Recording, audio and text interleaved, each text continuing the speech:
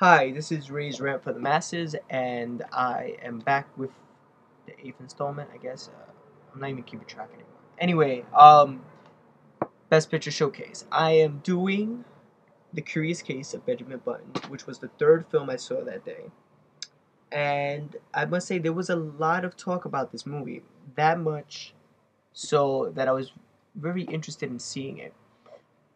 But I wasn't completely fully invested in the movie before watching it. Like I wasn't really that excited about it. Simply because of the fact is that I felt that a lot of movies that get that hype usually are a letdown. It's very rare when they are um, actually better than the hype. Like Dark Knight, I would say.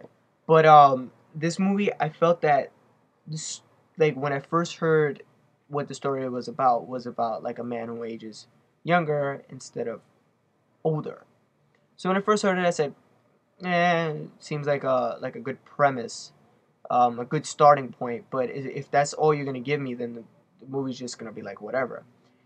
And to be honest with you, I felt that that's what the movie was. It was just an idea. It started off as an idea. Somebody executed it, and that was it. I felt like there wasn't much more to it. It was just like, let's just do a movie about a guy who gets younger. And the special effects on this movie were brilliant. They were so freaking good. It was beyond belief. How they made that baby look old and how they made Brad Pitt actually get younger on screen was amazing. Like I can't wait till it comes out on DVD so I could buy it and have the bonus features. But to be honest with you, the movie was 3 hours long. I believe it was like 3 hours long, almost 3 hours long. And after a certain point, I didn't care. I just wanted it to end. I and there was a whole thing about a clock in the movie, and I know what it symbolized, but I felt it was unnecessary. I didn't need. It was just it wasn't relevant to me. It was just a story about a clock in the beginning, and then it doesn't catch up until the end, and I'm like, wait. I completely forgot about the clock. That happened 3 hours ago. Why is it happening now? But I would honestly say that the movie was, even though it was 3 hours long, it did not feel that way. To be honest with you, it felt like an hour and 30-minute long movie. I don't know why. It just felt shorter than most movies do. I guess it was because you get really attached to the character and you like to see where it's going, and there's not a lot of there. Oh, well, there's not action, but there's a lot of things going on. There was one thing that they touched upon that I really enjoyed. I just didn't like the execution. It just kind of felt long.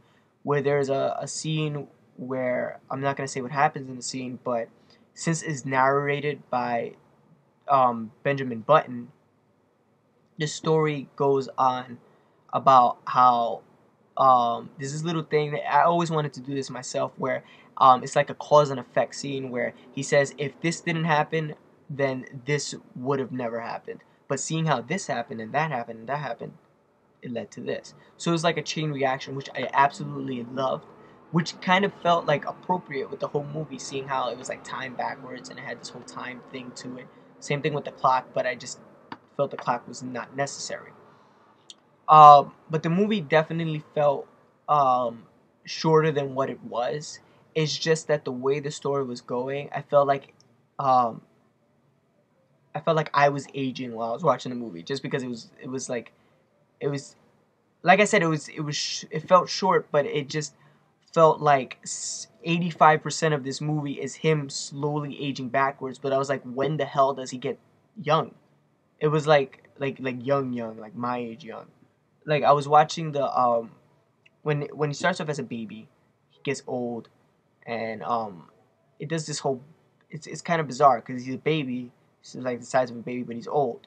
And as he gets like older, like to the age of 10, he's like the size of a 10-year-old, but he looks old. Then when he gets to like 65, he's still, and you still don't know what kind of age he is. You kind of gotta guess.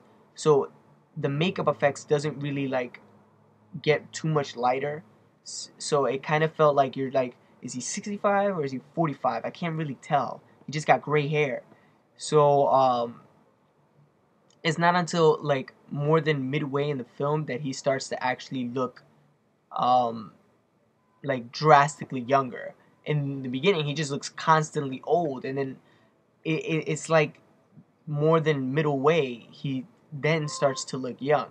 And it felt like there's a part where they pause like a whole hour of the movie just on him at a certain age, which kind of frustrated me because you feel like it's like, when will he get young? It kind of broke the pacing of the movie. It's like, okay, you're 95, you're 65, you're 45, and now you're 17. So it was like, when is he gonna get young? And then you start to not, well, this happened with me. You started to not care about the characters anymore because you're just like, why won't I see him young yet? I want him to get young.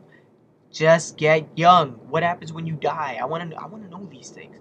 So after a certain point, you realize what's gonna happen, and you kind of head where it's going. And I felt like once you realized what was gonna happen next, it kind of wrapped it up in like 30 minutes. It was just like, oh well, that's the end. You went on this journey to end here. So the movie was great. I just had certain problems with the aging thing. I would give the movie like a 7. The Reader was better to me. I honestly felt that the movie was brilliant. I guess a lot of people liked it more than I did. I guess I'm like one of the few people that didn't like it. But I love the special effects. I would definitely give that to them. Brad Pitt's performance was actually really good. I felt that when I see Brad Pitt, it's like, hey, it's Brad Pitt. I mean, well, how many? I saw him in Seven. I saw him in Troy. I saw him in, what was that other movie? Fight Club. So, and I own all those, which was I don't think he's one of the best actors to ever come out, but this is actually, my opinion, best performance he's done.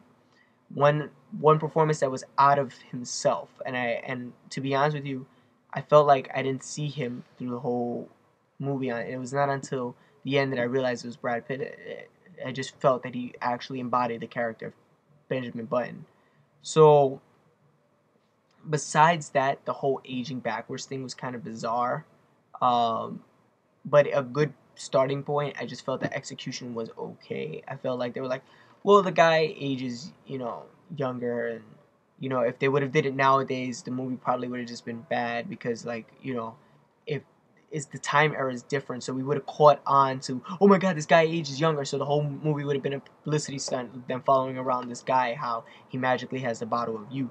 So that was kind of like the bizarre point, but other than that, the performances were great. Like I said, the story was pretty cool. I just felt like it wasn't fleshed out as well as another story would have been. It just felt like we're gonna base the movie solely on him aging younger and how that affects somebody's psyche. You know what I mean?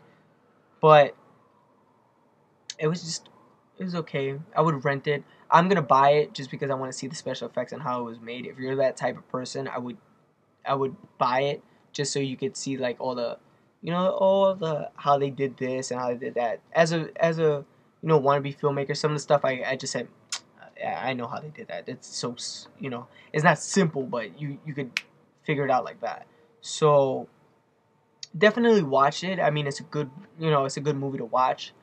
But that's basically it. I'll give it a 7. So yeah, this is Race Rant for the Masses, and that was the Curious Case of Benjamin Button.